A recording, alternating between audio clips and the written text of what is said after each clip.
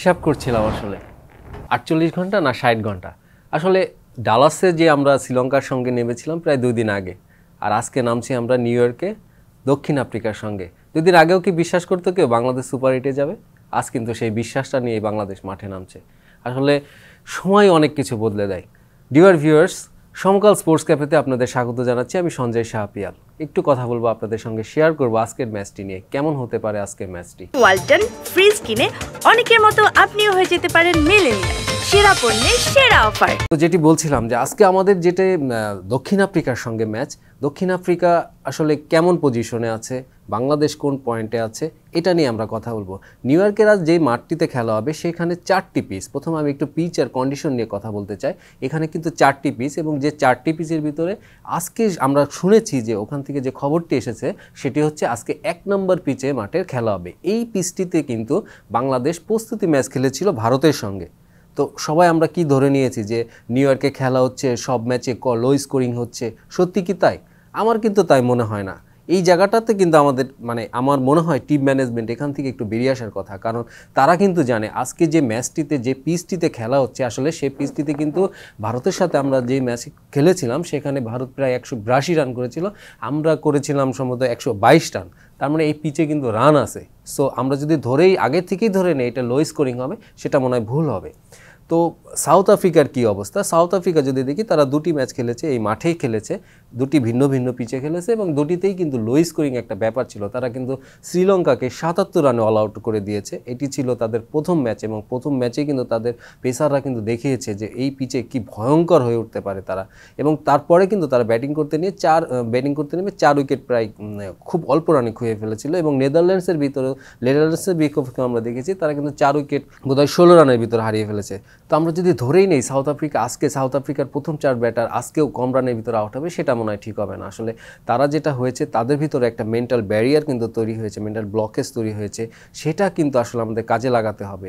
এবং তারা যেটা করছে, তারা কিন্তু কন্ডিশন বুঝে, আপনার স্কোর বুঝে তারা ব্যাটিংটা নামছে। উল্টো দিকে বাংলাদেশের অবস্থা যদি দেখি, বাংলাদেশ আমাদের কোথায় ল্যাকিং ছিল? শ্রীলঙ্কার সাথে কিন্তু আমরা লো স্কোরিং ম্যাচটি জিতলেও আমাদের ব্যাটারদের, বিশেষ করে টপ অর্ডারে কিন্তু একটা ল্যাকিং থেকেই গেছে। আমরা বারবার একই কথা, চারদিকে একই কথা বলা হচ্ছে। এবং হচ্ছে সৌম্য সরকার যিনি ওপেন করতে নামছেন, তিনি কিন্তু আগের ম্যাচে 0 রানে আউট হয়েছেন। আসলে এটিও একটি রেকর্ড। তিনি ফর্মে নেই। এবং লিটন দাস, অনেক দিন ধরে কথা বলা হচ্ছিল তাকে, তিনি কিন্তু আগের ম্যাচে অ্যাঙ্কারিং রোলটা প্লে করেছিল, অনেকটা ম্যাচিউর বলা যায় সেই ইনিংসটা। তারপর আমাদের তানজিদ তামিম তিনি কিন্তু রান পাননি। তো আজকে কি হতে পারে? আজকের আমি বলবো যে আজকে ভারতের যদি ম্যাচটা দেখি আমরা, পাকিস্তানের সঙ্গে যে ম্যাচটি, তারা কিন্তু কন্ডিশন বুঝে, পিচের ধরন বুঝে, ম্যাচ পরিস্থিতি বুঝে, এখনকার ক্রিকেটে যেটা খেলা হয়, বলা হয় স্মার্ট ক্রিকেট, সেটা কিন্তু খেলেছে। তারা, আপনি যদি খেয়াল করেন, অক্ষর প্যাটেলকে তারা নামিয়েছে 4 নম্বরে। তিনি কিন্তু 4 নম্বর ব্যাট করে থাকেন না সাধারণত, বাট পরিস্থিতি অনুযায়ী তারাকে ওখানে ওঠানো হয়েছে। তা আমার মনে হয় আজকে আমাদের ব্যাটিংয়ে যদি এমনটা করা হইতে, আমি জানি না এটা ম্যানেজমেন্ট ঠিক করবে আসলে, তারপরে এমন কেন হবে না? আপনি যদি আমরা শাফলিং করতে পারি, আমরা যদি সৌম্যকে একটু নিচে নামিয়ে দিতে পারি, সে তো নিচে 7-8 ব্যাটিং করার তার অভ্যাসটা আছে। কিংবা আমরা যদি ধরি যে সাকিবকে আমরা কোথায় ব্যবহার করতে পারি, সাকিবের ব্যাটিং কিন্তু একেবারে হচ্ছে না, তাকে আমরা লোকানোর চেষ্টা করতেছি, যে কোনো পজিশনে তিনি রান পাচ্ছেন না। আসলে তাকে কোথায় খেলানো হতে পারে? আমরা যদি শান্তর কথা ধরি, ক্যাপ্টেন শান্ত, তাকেই কেন 3 নম্বরেই নামতে হবে? তাকে কেন তার ব্যাটিং অর্ডারটা একটু এলোমেলো করা যাবে না? তাকে আমরা ওপেন করাইতেও পারি, যেহেতু সে নতুন বলে সে খেলার অভ্যাস তার আছে। কিংবা তাকে একটু নিচেও নামানো যেতে পারে, তাওহিদকে একটু উপরে খেলানো যেতে পারে। আমি যেটা বলতে চাচ্ছিলাম আসলে, যে এই স্মার্ট ব্যাপারগুলো, যে মাঠে নামার পরে পরিস্থিতি বুঝে কিংবা করে যে কোনো ফ্লেক্সিবল, আমাদের ব্যাটারদের এই জিনিসগুলো যদি ম্যানেজমেন্ট চিন্তা করে, এটা আমরা তো কোচ না, কিংবা আমরা কেউ না, আমরা আসলে সাংবাদিক। আমরা যেগুলো দেখি, যেগুলো আমাদের মনে হয় সেগুলো বলি, কিংবা আমরা যেগুলো ভিতরে খবরগুলো আনার চেষ্টা করি। তো ভিতরে যে খবরটা, সেটা হচ্ছে যে বাংলাদেশ যখন এখান থেকে বিশ্বকাপে যায়, আসলে বাংলাদেশের একটা সমীকরণ ছিল, কিংবা আছে এখনও হয়তো, তারা ধরে নিয়েছিল 3টা ম্যাচ সুপার 8-এ যেতে হলে বাংলাদেশকে 3টি ম্যাচ জিততে হবে। এবং 3টি ম্যাচ কোনগুলা? তারা প্রথম ম্যাচ শ্রীলঙ্কাকে টার্গেট করেছে, নেপাল এবং নেদারল্যান্ডস। সাউথ আফ্রিকাকে তারা 50-50 রেখেছে। এই ম্যাচটি হারতেও পারি, আর জিতলে তো খুবই ভালো। তো এই ম্যাচটিতে ঘিরে কিন্তু বাংলাদেশের যে টিম ম্যানেজমেন্টের পরিকল্পনা, সেটা আসলে এমন যে ম্যাচটি জিতলে ভালো, হারলেও কোনো অসুবিধা নাই। আর বাংলাদেশের দর্শক হিসাবে বলতে পারি যে এই ম্যাচটি কখনোই চাপ নিয়ে আপনাদের খেলা দেখতে বসতে হবে না, এটা আপনার ধরেই নেবেন বিনোদন পাওয়ার জন্য। মানে আমি উপভোগ করবো অ্যাকচুয়ালি, বা ব্যাটাররা কেমন করছে, বোলাররা কেমন করছে সেটা উপভোগ করবো। তো আজকের ম্যাচে যেটা হতে পারে যে 11-এ আমার মনে হয় যে একটা শাপলিংয়ের ব্যাপার থাকবে। যদিও আমরা যেটুকু খবর পেয়েছি যে লাস্ট শ্রীলঙ্কার সঙ্গে যে ম্যাচটিতে আমরা জিতেছি সেই 11-এ খুব একটা পরিবর্তন আসছে না। আই মিন মুস্তাফিজ থাকছেন বোলিংয়ে, তাসকিন থাকছেন, তার সঙ্গে সাকিব থাকছেন আর কি। তো যেটা হয় দুই স্পিনারই রিশাদ এবং সাকিবই হয়তো আমাদের আজকে রোলটা প্লে করবে, মানে 11-এ থাকবে। তো যেটা আছে সাউথ আফ্রিকার কিন্তু মানে সাউথ আফ্রিকার কোচ কিন্তু একটা ইঙ্গিত দিয়ে রেখেছে যে তাদের পেসার বিশেষ করে নরখিয়া, তাকে কিন্তু আমাদের যে সাবেক কোচ ছিল তিনি একটা ইন্টারভিউতে বলছিলেন যে নরখিয়াকে খুব সতর্কভাবে খেলতে হবে বাংলাদেশিদের, কারণ তিনি যে গতিতে বল করেন 140-এর উপর সারাক্ষণ বোলিং করতে পারেন, মানে যে শুরু থেকে বোলিং করতে পারেন, যে কোনো ওভারে বোলিং করতে পারেন, তার সুইং আছে, রাবাদা আছে।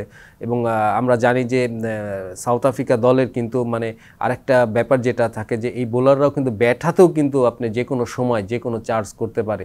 তো পুরো ব্যাপারটা নিয়ে সাউথ আফ্রিকাকে আপনার এই পিচে, এই মাঠে, এই প্রতিপক্ষ সব কিছু মিলে কন্ডিশনের কাজে লাগিয়ে বাংলাদেশকে স্মার্ট ক্রিকেট খেলতে হবে।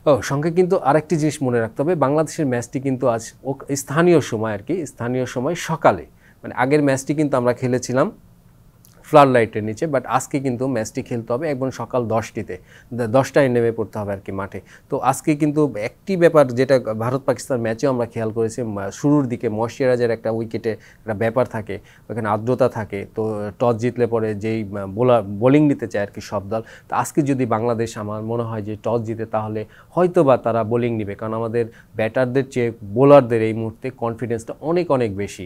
এবং আমরা যদি এই গ্রুপটা দেখি, এই গ্রুপে আমাদের কোন পজিশনে আমরা আছি, সাউথ আফ্রিকা 2টি ম্যাচ, নেদারল্যান্ডস এবং শ্রীলঙ্কা 2টি ম্যাচ জিতে কিন্তু তারা কিন্তু পয়েন্ট তালিকার একদম শীর্ষে আছে। তারা যদি আজকে জিতে যেতে পারে, বাংলাদেশকে হারিয়ে দিতে পারে, তাদের কিন্তু সুপার 8 কনফার্ম। অন্যদিকে বাংলাদেশ যদি আজকে ম্যাচটি জিতে যায়, তারাও সুপার 8-এ অন্তত এক পা এগিয়ে থাকবে। তো সব মিলিয়ে কিন্তু এই ম্যাচটিতে আসলে সুপার 8-এর একটা সমীকরণ এই গ্রুপ থেকে আমরা পেয়ে যেতে পারি। এবং লাস্টে আমি এটাই বলবো যে বাংলাদেশের ম্যাচ আপনাদের দেখতে হবে একদম টেনশন ফ্রি, জাস্ট খেলা দেখুন, উপভোগ করুন, সমকালের সঙ্গে থাকুন। ধন্যবাদ সবাইকে।